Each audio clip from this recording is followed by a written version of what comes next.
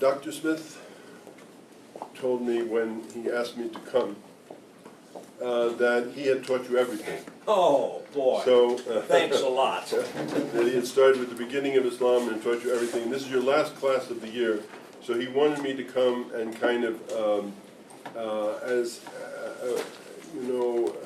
try and put it in perspective in some way through the eyes or through the living experience of an American who is a Muslim or a Muslim who is an American, depending on which way you want to look at that. So that's why I came. I came there because I don't know, growing up in America, especially after 9/11, people have a certain view of Islam and a certain view of who Muslims are. And maybe many of you have not really been in contact with Muslims, or if you've been in contact with Muslims, they've been Muslims from abroad, let's say, from various Muslim countries in the world, and not from your own culture. Starting with that, I would say, first of all, I've been a Muslim for about 40 years. I was not born a Muslim. I was born actually into a Christian family. My family, on my father's side, had been living in Virginia since the 1600s, and on my mother's side have been living in America since the 1700s. So I'm not somebody who's recently come, my family's not recently come to America. I'm not a foreigner, so as to speak. I'm a son of the American Revolution, a son of the Confederacy, and many other things besides. So I'm not some exotic, in other words, some foreigner.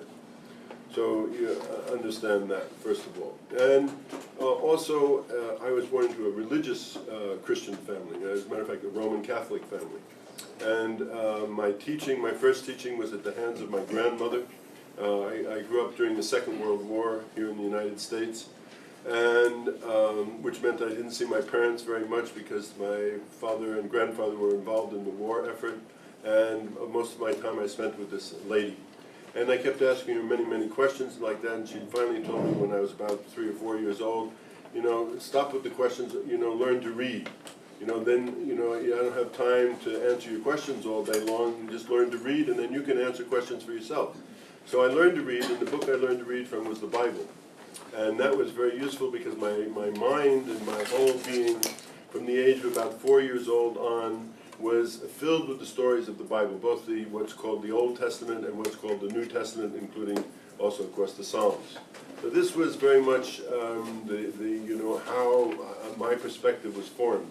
Then I went through 8 years of religious school, a Catholic school in New York, and this was a very unusual Catholic school. I don't know if any of you have ever heard of Thomas Merton. Thomas Merton was an American mystic, and he was a communist who became a Christian.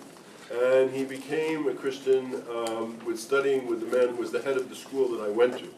That gives you some idea of the kind of person who was running our school. And part of the thing that, his name was Father Ford, and part of the thing that he gave us as students from a very early age on, of course the first class every morning in our school was religion for an hour. And I enjoyed that very much. I was really a very religious child. I liked it. I liked the whole thing about it. And he brought for us every month, because where I went to school was by Columbia University, and my mother was teaching at Teachers College in those days, and there was a big place called International House, and also there was the Union Theological Seminary, and also Jewish Theological Seminary. All of these were in the same neighborhood. So he brought for us every month somebody from a different faith who would talk to us and tell us what's the basis of how they believed, how they saw the world, what they thought the world was, how their world view, in other words. So instead of kind of growing up in a narrow, in a kind of narrow way, I was exposed from a very early age on to people, very diverse teachers, a very diverse group of teachers from all over the world who, told us what they believe and why they believe it and how they believe it and what their culture was and where they were coming from and so on and so on and so forth like that, which gave me, mashallah, a wide view of the world. Not a narrow view of the world, but a wide view of the world. All kinds of different people in the world, all kinds of different beliefs in the world. Now, growing up, as I say, as a Catholic in New York in that school, one of the things that boys did, they became altar boys. Okay, so I don't know if any of you know what an altar boy is, but that's somebody who serves on the altar with the priest. Now, what they do there, they do this thing, they do magic. And what is the magic that they do? The magic that they do is they take bread and wine and they change that by words into the body and blood of Jesus. Okay? And that's magic. That's real magic. You take bread, these are little white things, actually they don't look much like bread, little white circles like that, and they turn that into the body of Jesus. And they take wine and they turn that wine into the blood of Jesus. And then they eat it and they drink it. Now, for an impressionable kid about 10 years old, 11 years old, that's pretty far out, you watch that very closely. He does these things, and he makes these signs, and he pours this and he pours that, and suddenly these mundane things, by some, they would say miracle, but it looks like magic, are changed into body and blood, and then it's eaten. And then, if you're impressionable and you start thinking about it, this is really very far out, because this man is eating the body and drinking the blood of their prophet. So this began to bother me a little bit, because I watched it very closely because I was the one who poured the water and gave him the bread and everything like that. I said, how does he do that? That's a pretty amazing thing that he's doing here. And then at the same time, and we're attending religious classes every day, and they're telling us two things which are also very strange, to my mind, were very strange things. They're saying, they say in Latin, credo in Deo pater omni, they say God is one.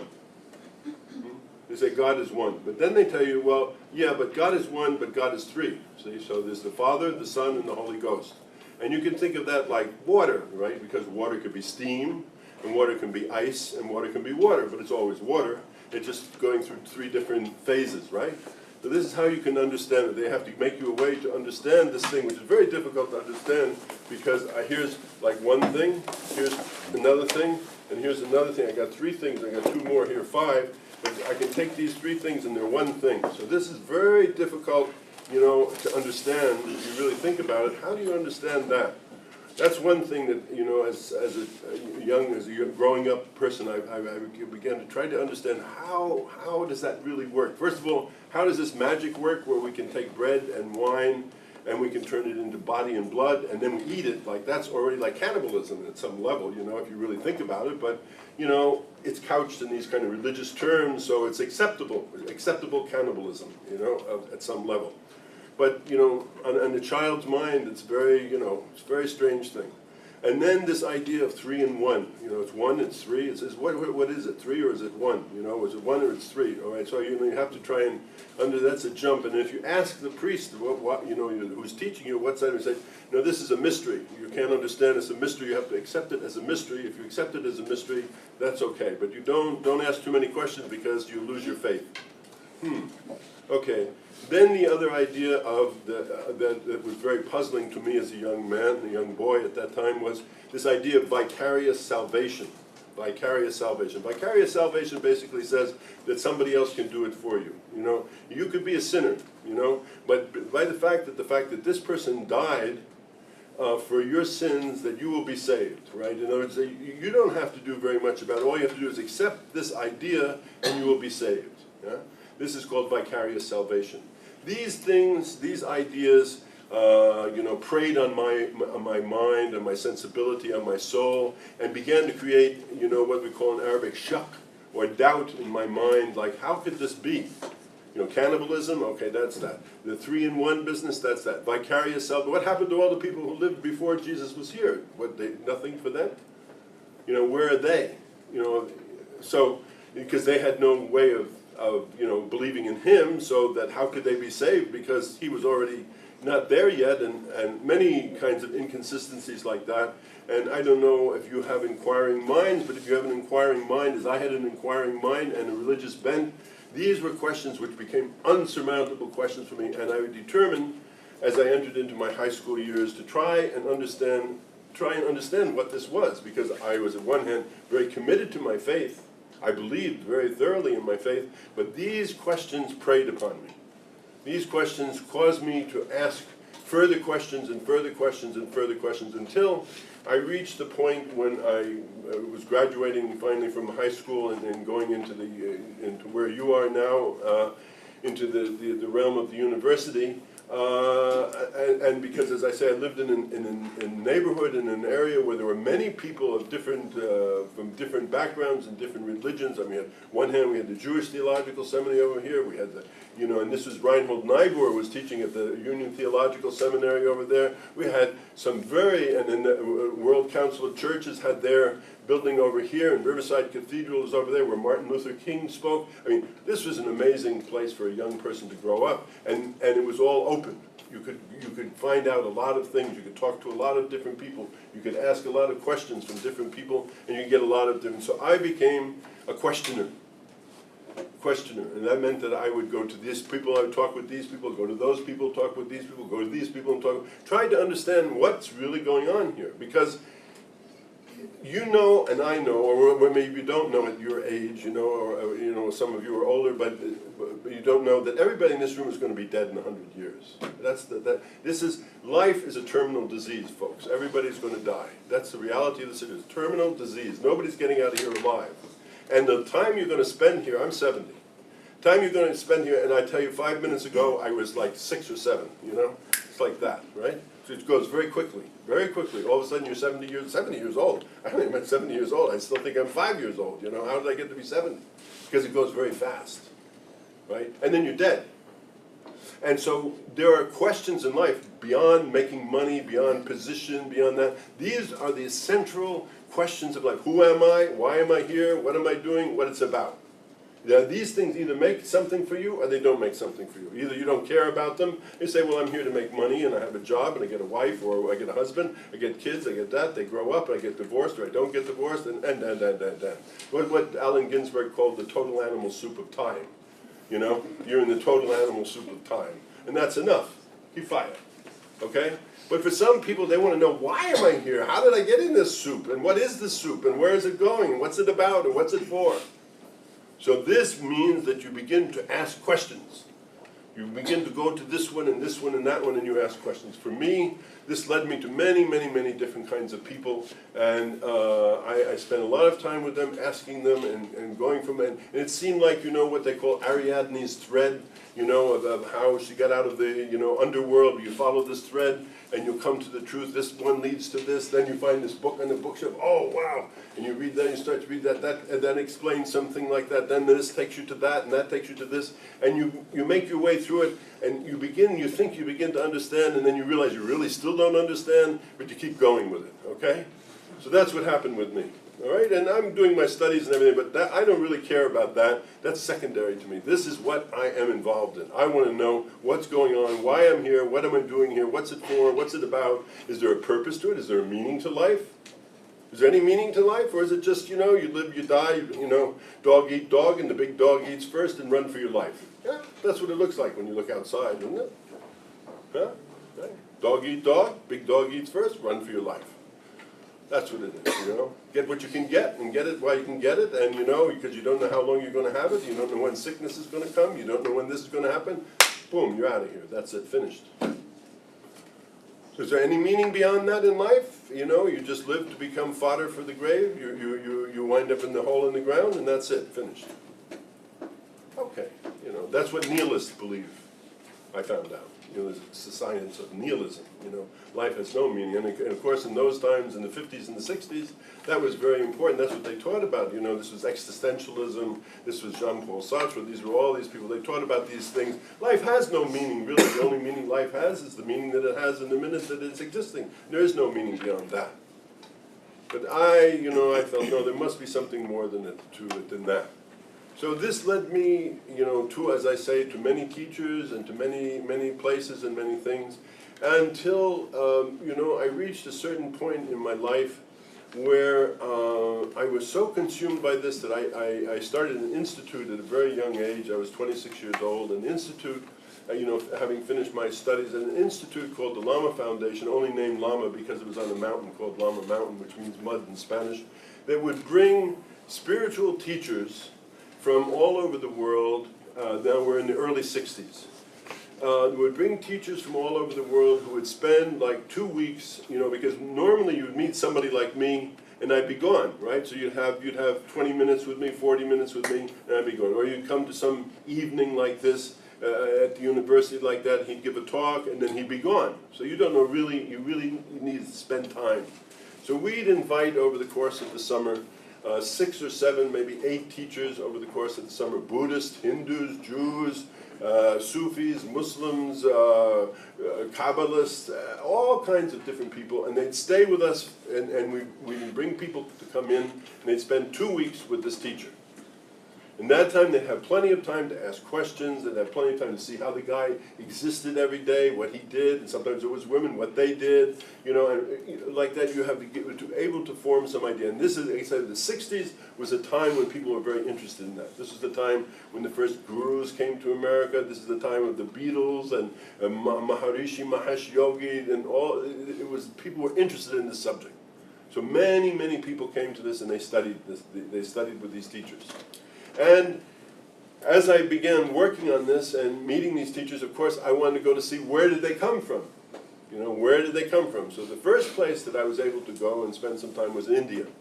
And I went to India, and in India I traveled with a man by the name of Vilayat Khan, who was from a Muslim family but was a kind of more like, I don't know if your professor has taught you about the Emperor Akbar and his Deen-i-Lahi, but there was a time in India where, when the Mughals first, you know, really began to take control of India, not just conquer India, but take control of India, where there was an emperor by the name of Akbar. And Akbar decided that he was a Muslim, but he wanted to get input from all of the people in his realm. So he invited the Christian, he invited the Jew, he invited the Muslim, he invited the Hindu, he invited the Buddhist, and he listened to them all, and this began to become something like called Deen-i-Lahi, about the religion of God, but from all these different flavors, okay? Now, of course, that only lasted through his son Darasiko, and then that ended with Aurangzeb and so forth like that. But at this point, this man was from that kind of outlook. So he took me all over India, and we visited all these different places in India.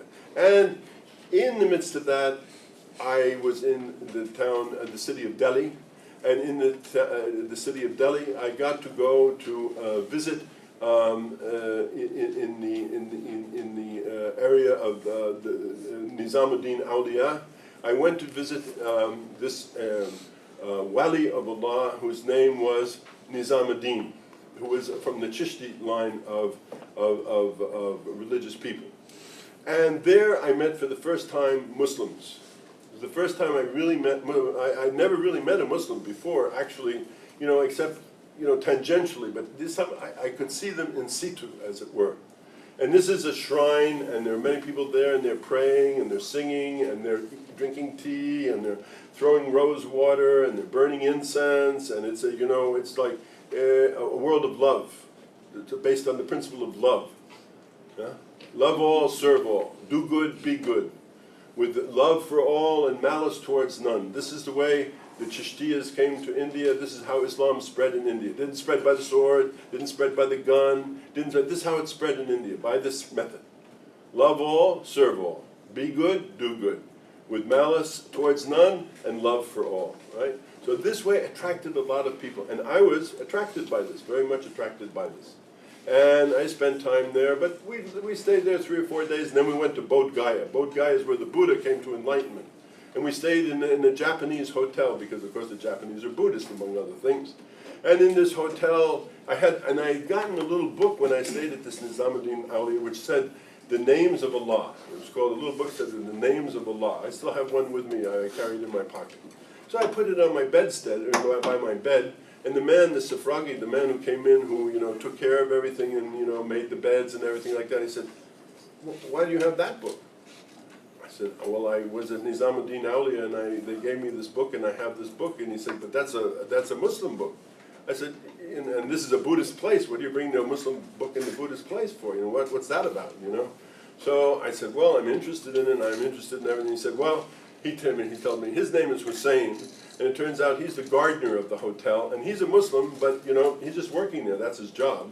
but he said, you know, let me come around at night and I'll talk to you about this. So I spent about a week at this place called Bodh Gaya, and I would go in the daytime and sit underneath the tree and meditate and everything like that, and you know, and meet all these people, and that was all very interesting. But at night, when I'd come back at night, Hussein would come to my room and he'd tell me all about, he began to explain to me, what is Islam?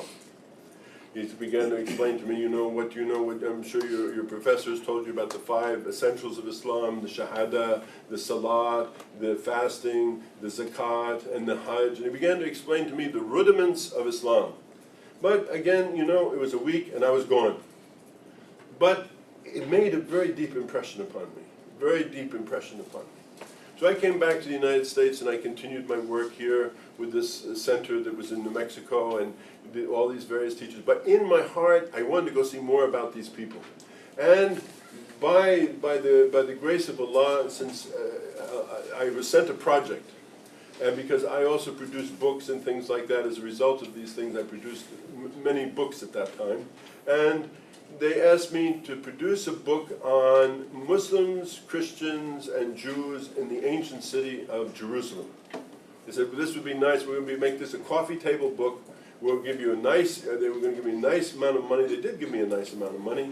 You're going to have a photographer, you're going to have an artist, you're going to, I mean, we didn't have video in those days, we're going to have translators, we're going to have interpreters, we're going to have all these things, and you go there to Jerusalem. In those days, this was right before the 72 war, and it was still very much a Muslim city at that time, and you go there and you bring them, because this is a unique place, because these Muslims, these Christians, and many different kinds of Christians, because just as these professors taught you that Islam is not, what do you call the word? Monolithic. Christianity is not monolithic either, and there's all these different kinds of Christians living there, and there's all different kinds of Jews living there, and different kinds of Muslims. You go there, and you take pictures of this, you make interviews with this, you do this, and you put this all together in a beautiful coffee table book, and here's a nice amount of money to go and do that. Ah, that's great. I could get to do what I wanted to do, and I got paid for doing it on top of it. That's excellent, you know? So I gathered a staff of people, we went there, and we rented out, we tried to rent a house. Well, you know, to do something like that, you need, like, we had 10 or 12 people, you know, to the whole bunch of people to do this job. And where are you going to rent a house for 10 or 12 people? So we tried, the Jews didn't want to rent this house. The Christians, we couldn't find anything from the Christians. So we found this Muslim family who was living on what's called Jebel Zaytun, the Mount of Olives. Anybody Christian here? Remember the Mount of Olives? Huh? Hello? No? Yes? They're shy to raise their hand. Oh, don't be shy. Don't be shy with me. There's no need to be shy. Mount of Olives. Mount of Olives, Garden of Gethsemane. Ring bells? You know, that's all up there, you know. This is an amazing place. Everything that you know, if you grew up as a Christian, or if you grew up as a Jew, or if you grew up as a Muslim, there's everything there. You know, everybody is there. All the stuff is there, and it's all, you can go walk there. You can walk where Jesus walked. You can walk where the prophets walked. You can walk where Abraham walked. You can walk where Musa walked. You can walk where, you can see the whole thing. So I thought, that's great. You know, this is terrific. And so we went there, but the only place we could find was this Palestinian family who had rented this house. Well, you know, Palestinians, why? Those are those guys with keffiyehs and, you know, AK-47s, you know, and they're terrorists, and, you know, they're going to kill us. You know. But okay, but it's the only place we can find. Well, all right, so we'll take our chances. Maybe they won't kill us, you know, we don't know. But we'll you know, because you grow up here, you know, I mean, Palestinians are terrorists. That's all you know about them. They're terrorists, you know. That's what they are, you know, and they're all like that, of course, you know. That's, you know, you don't need now you got Fox News to tell you that all the time, but in those days they told us the same thing, right? Okay, so we go there, and we're in the place. Now, the houses there, you know, this guy was actually working in the Gulf. That's in the Arabian Gulf, depending if you're an Arab, or the Persian Gulf, depending if you're a Persian. You know, he was working there making money, and his house was empty, and he said, you want to rent the house? That's great. Oh, we had 6 months, that's fine. We took it for 6 months, rent the house. Now, houses in that, it's like a house in the middle, and there's this thing around, it's called a hush. A hush is like a wall that goes all the way around. The house is in the middle like this, and then all around it there's a wall, and then in that wall there's a big steel gate. You can either drive a car through it, you open both sides of the gate, or there's a door in the side, you open the gate, and people can come in and go out from it, okay? So we moved in, we were getting everything together, we're bringing beds, we're doing like this, you know, and it came around what I know now is Maghrib time, you know, like in the afternoon, 4 or 5 o'clock, this time of year, 5 o'clock in the afternoon, what it was. And it's getting dark out, and we heard these, oh, and then people, oh, what's that? They're calling this is the thing. He's, oh, what's that? Okay, all right, we hear that, and then that goes, and it's quiet for a while, and then suddenly we hear this bang, bang, bang, you know, somebody goes on the gate, on this big steel gate. So, oh my God, they're coming for us. This is it, you know. This is it. We're finished now, you know. So I take the biggest guy. This friend of mine, you know, is the biggest guy with me. I said, come, let's go and see what's going on here, because we got women there, we got a lot, you know, I mean, what's going on? They're after us, right, for sure. So we get to the door, and we open the door cautiously, right, and there's all of our neighbors bearing plates of food. And they said to us, well, we saw that you were moving in, and we know that you don't have any refrigerator yet, so we know, and you didn't bring a stove in, because they were watching what came into the house during the course of the day. We know you don't have these things, so how are you going to eat dinner? We brought you your dinner. Oh, the terrorists, huh? Terrorists bringing food. I see. Is it poison? No, not at all, of course. So this was a big shift in my understanding at this moment. Who are these people, these Palestinian terrorists with their kafiyas and their guns and all like this, and the Yasser Arafat and his stubbled beard and all that? No. These are your neighbors. They've come to bring you food because they're concerned about you. They don't want you to go hungry. They say, we can't. You're our neighbor. Now, you come here, we have to take care of you.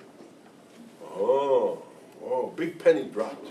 You know, big thing go boom, like, this is a new view of things here. So things began to change very rapidly in my understanding of things. And of course, in the course of our work with this thing, we were interviewing people. That meant we would go to interview the rabbi, we'd go to interview the priest, the monk, the this, and then the religious judges from the Muslims, and the sheikhs, and the walis, and all these people. We began to interview all day long. That's what we did. We made interviews, we took pictures, we went to see people, and the culture of Palestine, that's what the world was at that time, because the Zionist state was very young in those days, after all, and there had been 1,000 years or more since the time of Umar radiallahu ta'ala anhu, this was an Arab state, and that's what it was very much at that time. Now that's changed quite a bit now, but at that time that's what it was, and this was the milieu.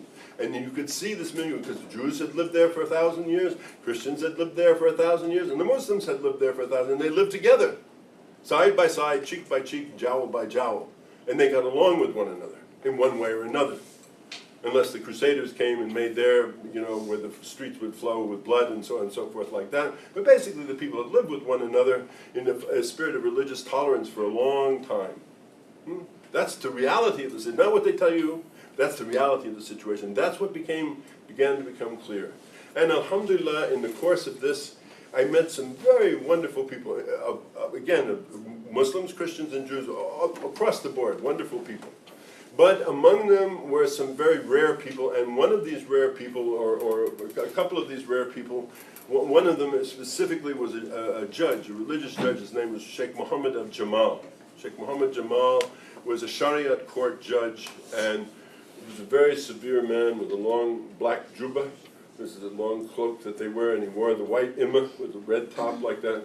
And he was very tall, almost as tall as I was, I thought, in those days anyway, and very severe. And I'd meet him at the bus stop in the morning. The thing was, he had a red beard. And I had a red beard those days. Now it's turned a different color, but I had a red beard at that time. And he had a red beard, and I had a red beard. And for some reason, this caused us to laugh at each other. I said, well, here's this weird guy, and he's got a red, and here's this judge, and he's got a red beard. And so we formed it was like Sherlock Holmes, the red-headed club, we both had red beards. So I said, that's something we got to talk about, So I said, I had an interpreter, Elias, who was a Christian Arab from Bethlehem. And I said to him, ask the sheikh, because I knew he was a sheikh by then. I asked the sheikh, can we do an interview with him? And so Elias says, we're working, told him the story that we tell everybody. We're working on this book on Jerusalem, and we'd like to come and do an interview with you. So he says, fine, come and do an interview with me. And it turns out he's a neighbor. He lives right over there, about 10 minutes away. Now it takes, by the way, an hour and a half to get that 10 minutes because there's 5 checkpoints between here and there, so things have become more difficult. But in those days, you could walk back and forth between. So, fine, alhamdulillah, we go to his house, and we go there for the interview, and all the laughter is gone, and the guy is sitting there, and he smokes a hubbly bubbly, and he's saying like this, like that, and I'm trying to talk to him, and he's not telling me anything. He's giving me little answers like this, you know. I thought, well, you know, when I met this guy, it was kind of fun, and we were having a good time together. You know, what's going on here, you know? But anyway, okay, you know, he didn't tell me much of anything, and so I thought, well, you know, some you win, some you lose, and you know, I had my little tape recorder then, I did my tape recording and like that, and I had my Elias, my translator there, you know, and he did the translations and so on and so forth, and we left. An hour passed and we left.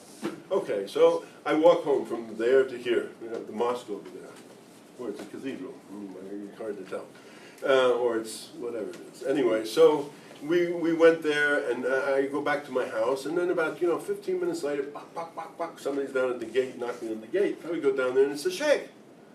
And he doesn't have any English, hardly, you know, like a few words of English, and I have very little Arabic. I learned to say salamu alaikum, I learned a few words that you use to grease your way through the situations, and that's about it, okay? So he says, he kind of explains to me, you know, I want to talk to you. I said, yeah, I'd like to know what you want to talk about, right? I said, come in, right?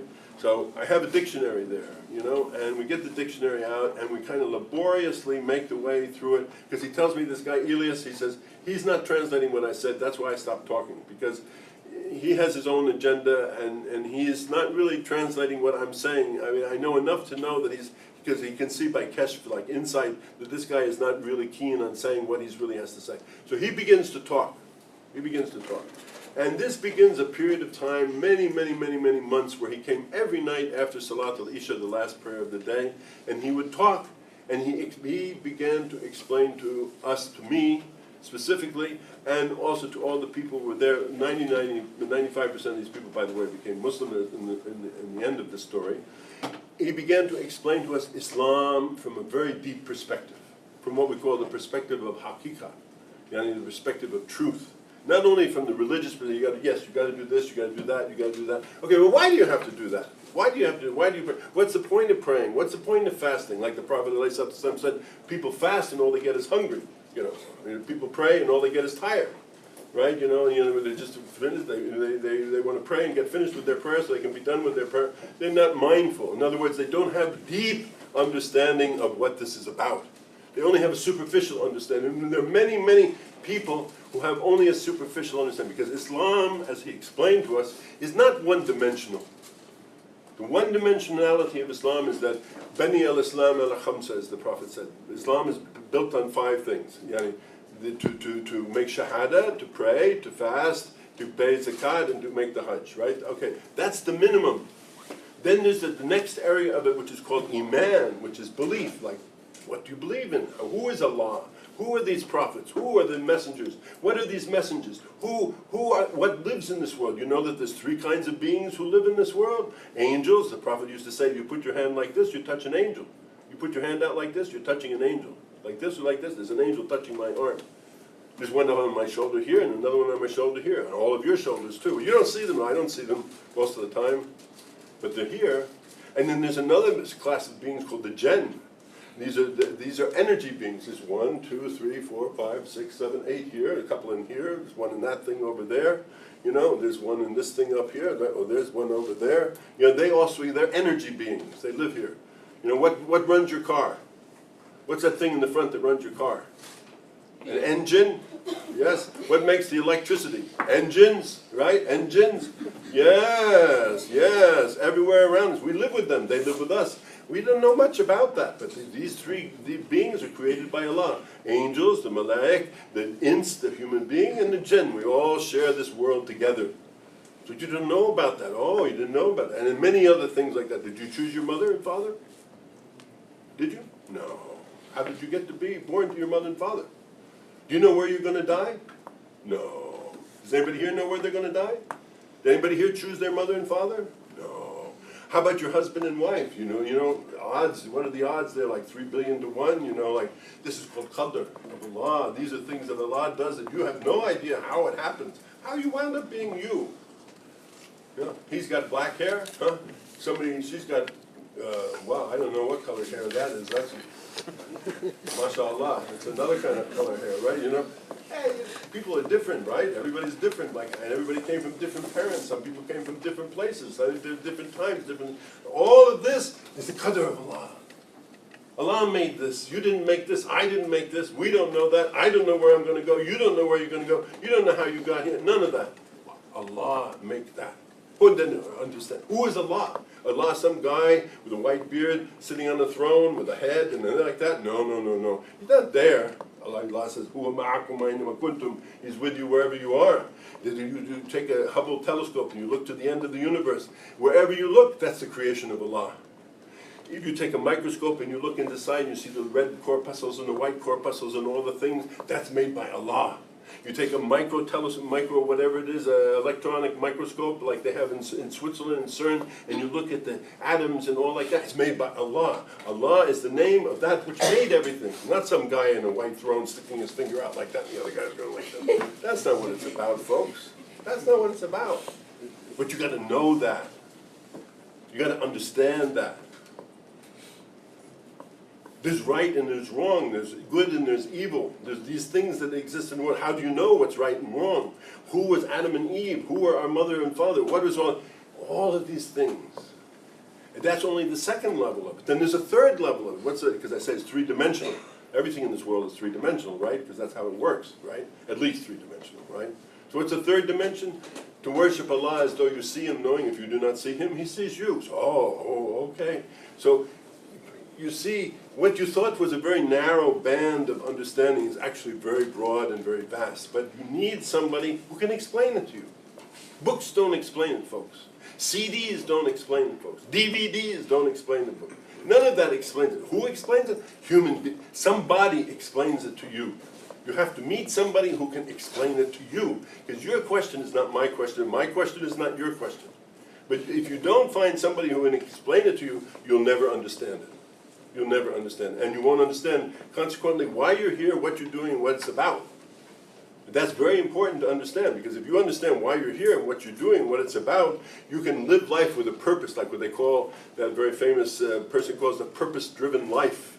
You have the understanding of why you're here, what you're doing, what are you going about doing these things, but you need to understand it. And you can't understand it from books. You can't understand it from these various media. You can't understand it from the internet. You can't understand it from television. You understand it from another human being who explains it to you. That's why there's a prophet.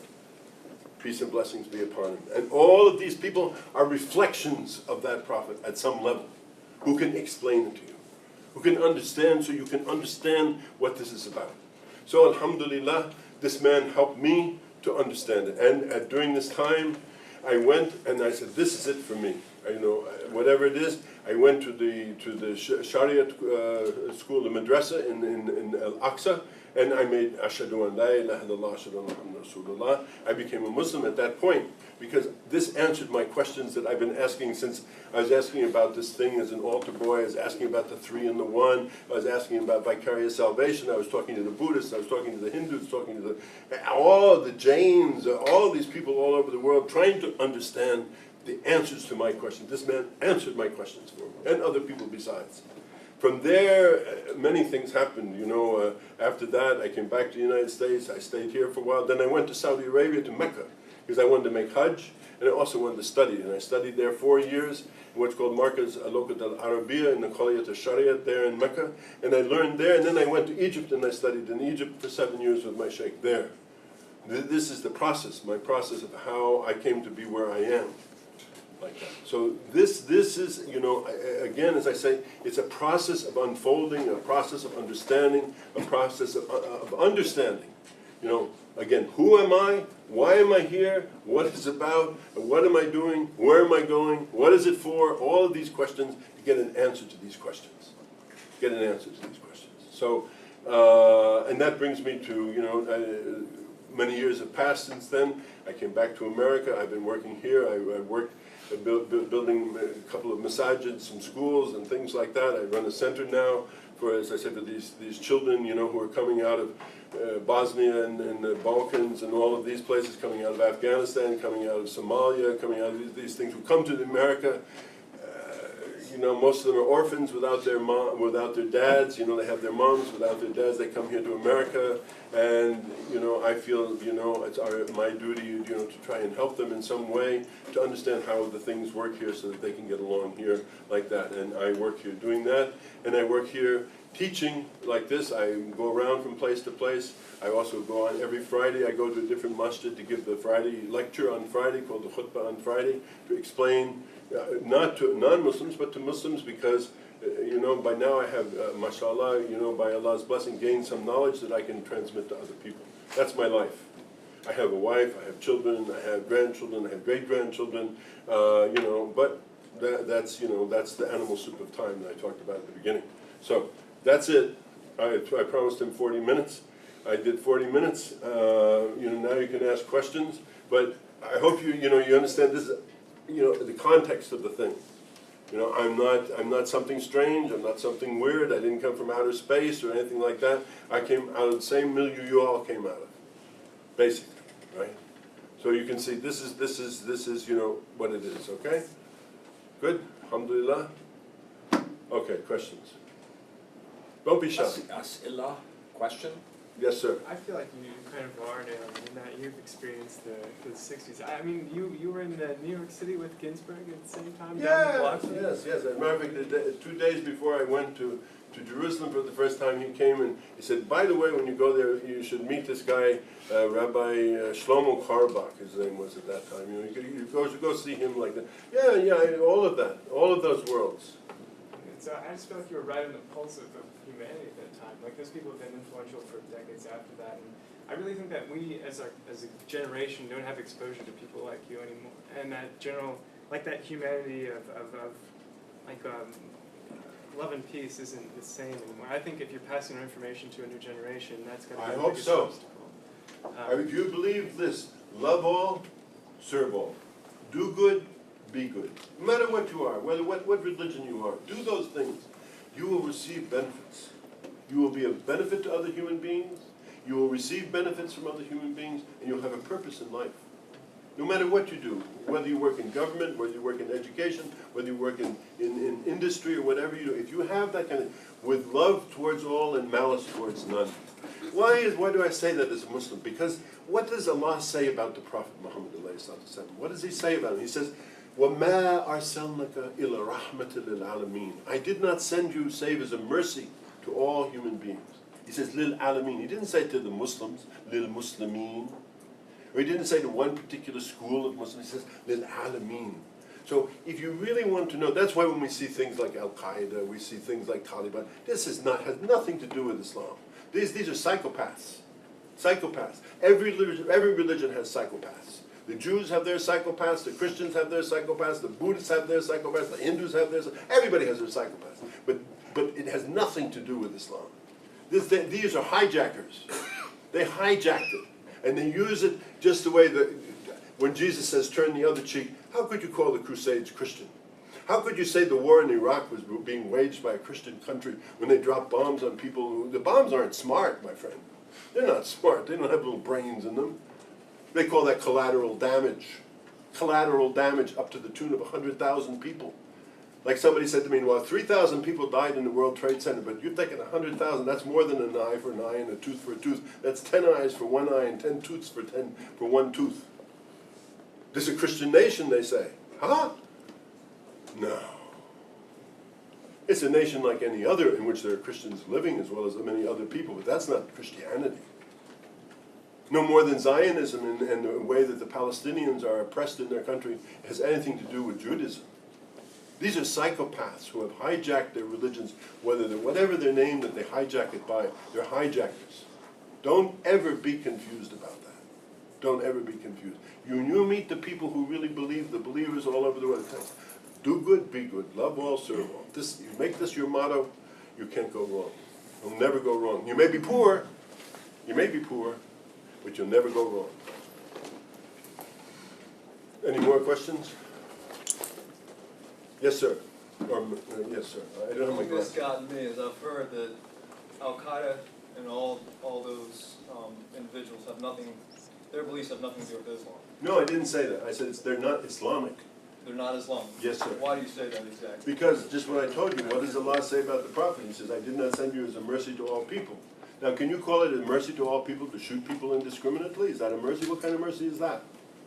Is that mercy? The thing to me. How about flying a plane into a building and killing all those Well, people? I'm not talking about those particular instances. I'm just saying that it seems to me like applying Islam to one set of people, the people you want to apply to, and not to another.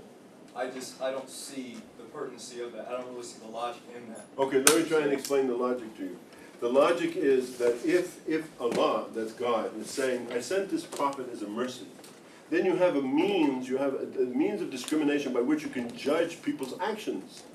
Right? The same is like, what does Jesus say?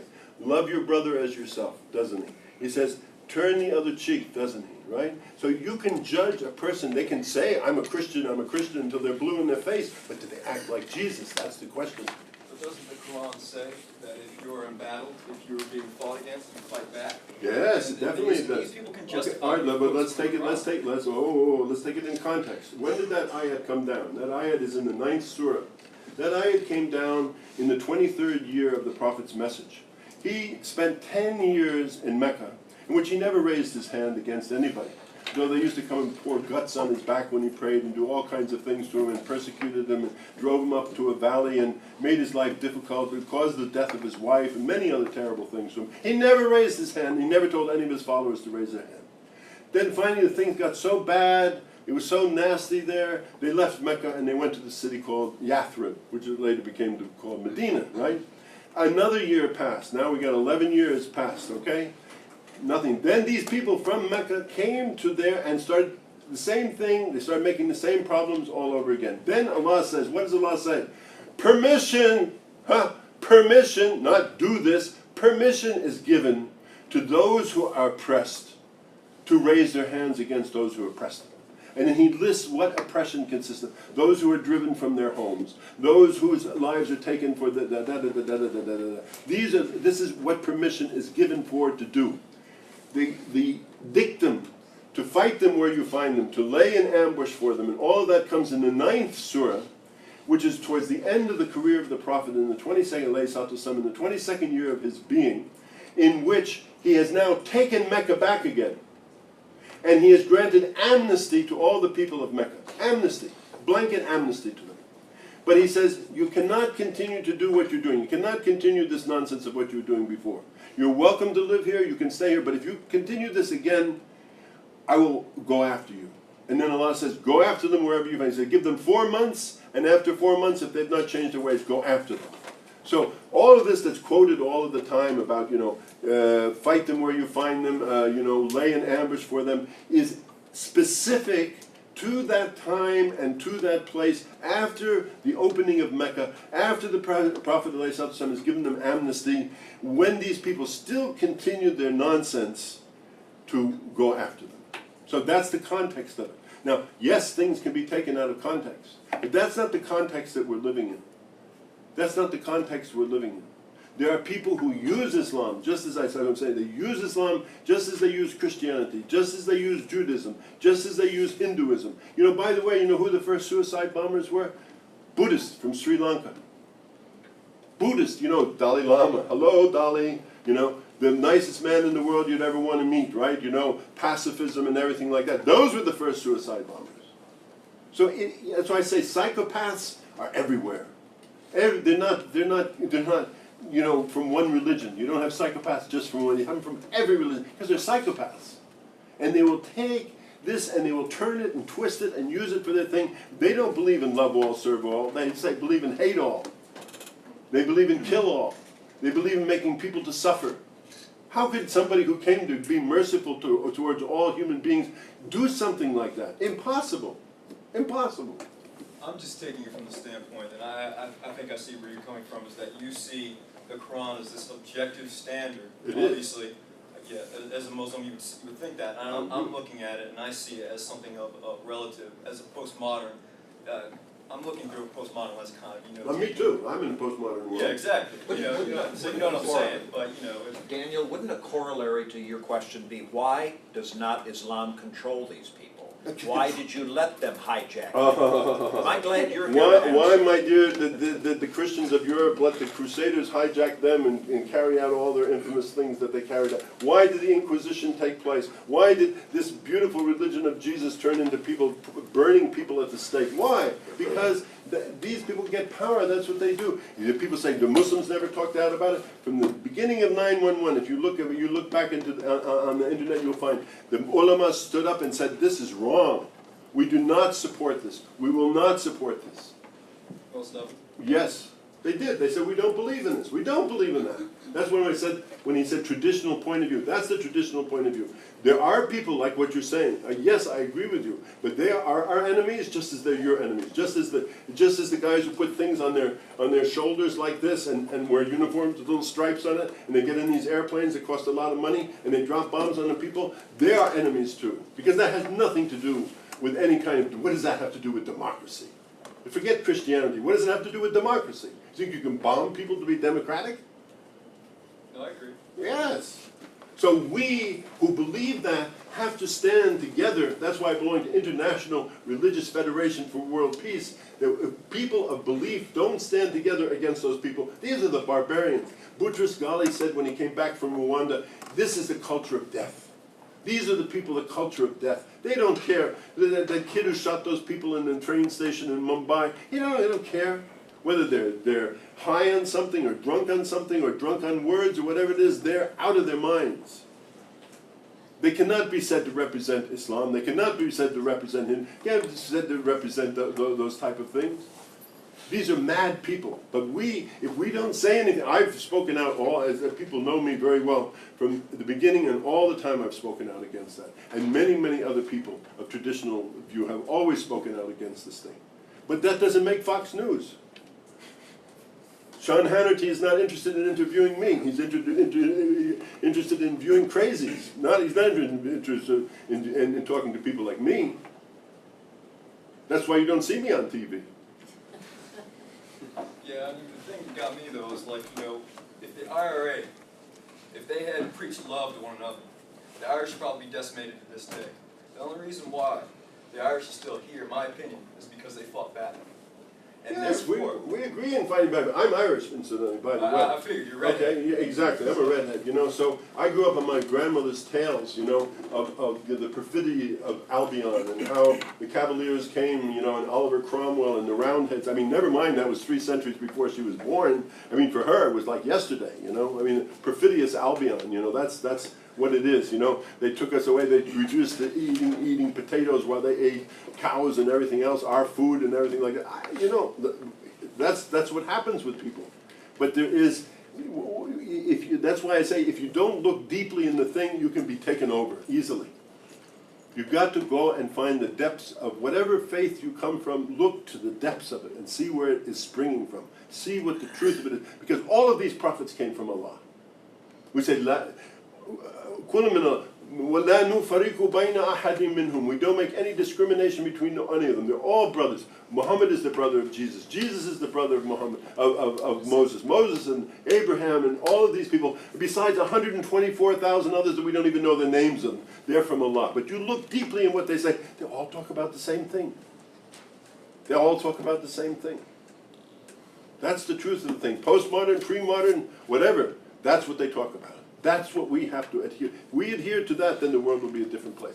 That's why I say there is no vicarious salvation. You have to save yourself. I have to save myself. I have to do good and be. It is not enough to tell you to do good and be good if I don't do good and be good, right?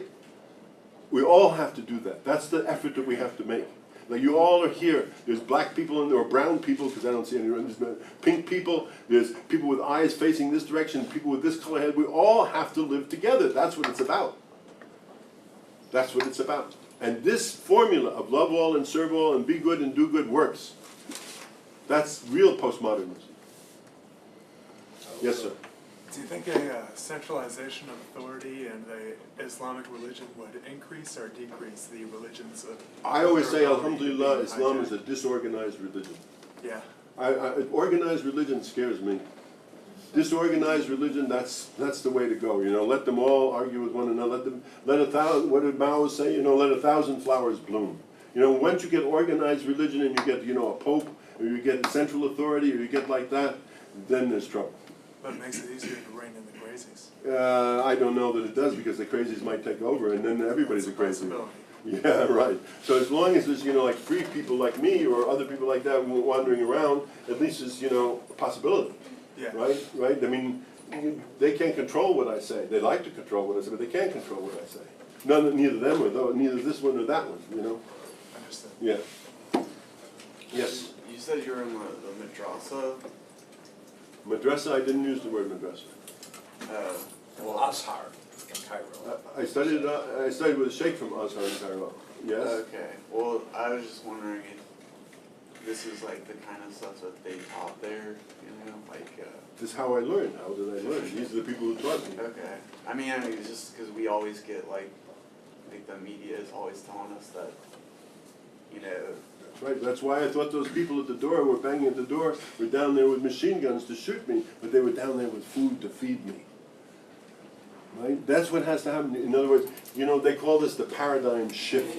In other words, you know, we're brought up to believe certain things, you know, and there's, you know, people have a stake in our believing certain things. You have to look deeply into the thing to see what's really going on. You know, that's the whole thing. That's your responsibility as a human being to find out the truth. That's why I say, who are you? Why are you here? What are you doing? What is it about? What's this life for? What's the purpose of being here? Why was I put here? If you ask yourself those questions, other than, you know, becoming a wage slave and earning money and, you know, living and dying and having children and going to the grave and like that, zip like that, if you look and see, you know, don't you feel inside of yourself you're more than that? Yeah. Yes, of course you do. You are. You're an eternal being. But you have to know it. That's why I said, if you know the truth, it will set you free. Yes, please.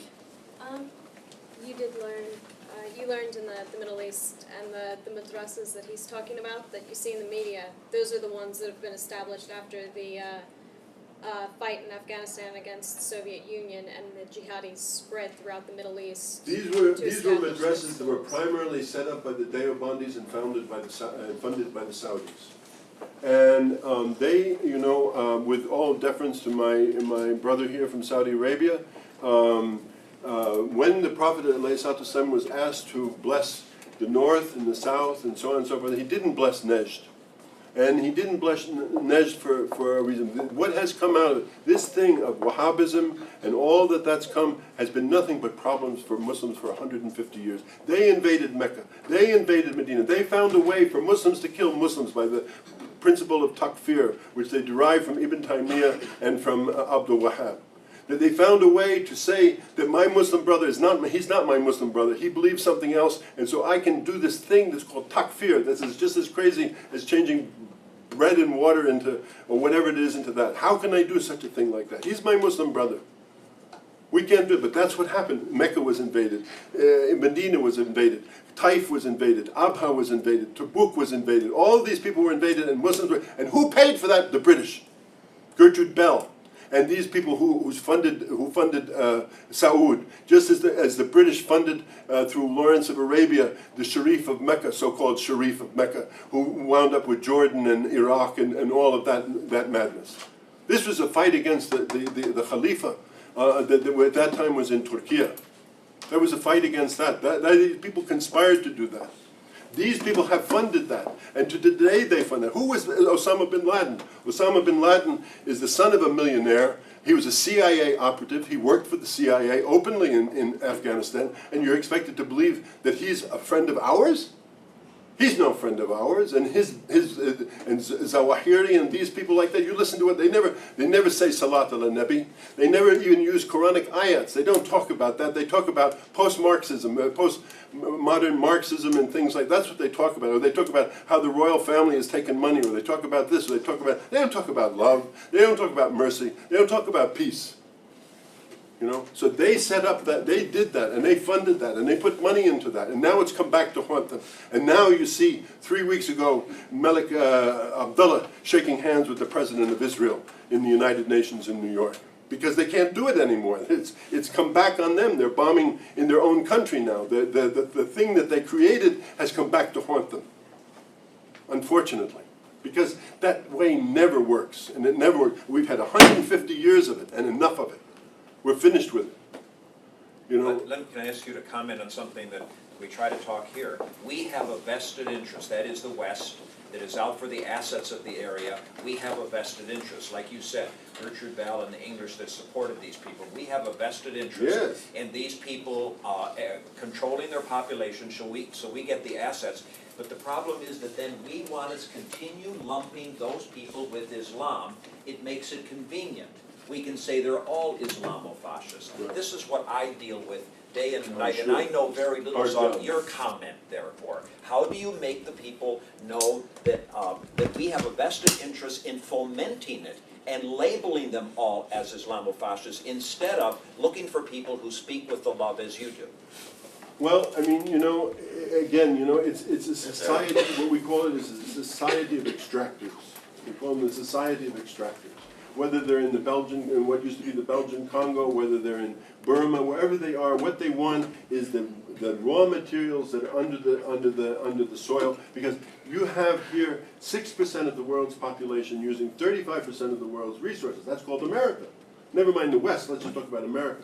6% of the world's population using 30, and they'll do anything. That's why I said in the beginning, it's dog eat dog, and the big dog eats first. And the big dog is America. That's the big dog. And the big dog is going to eat first. And all of us who drive cars, who live here, we're all recipients of it. And all of us are touched by it. We're all touched by it. We're all guilty of it. We're all part of it. Unless you speak out. Unless you're prepared to speak out against it. Whatever way you can speak out against it. And the best way is to change the way you are and change the way but this is what, of course, you have the total vested interest in this.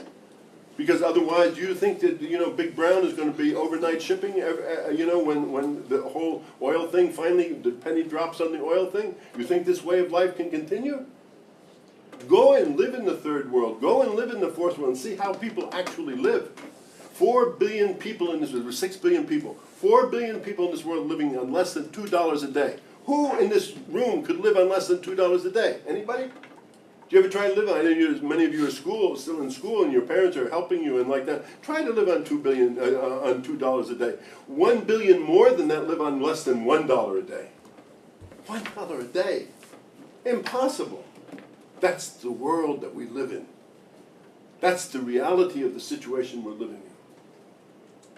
And we're kings. We're living in paradise here. This is what the Buddhists call the Buddhist paradise. We're living like in an unbelievable world. We don't actually, none of us hardly even own our own homes. The banks own our homes now. This is all these chickens are coming home to roost.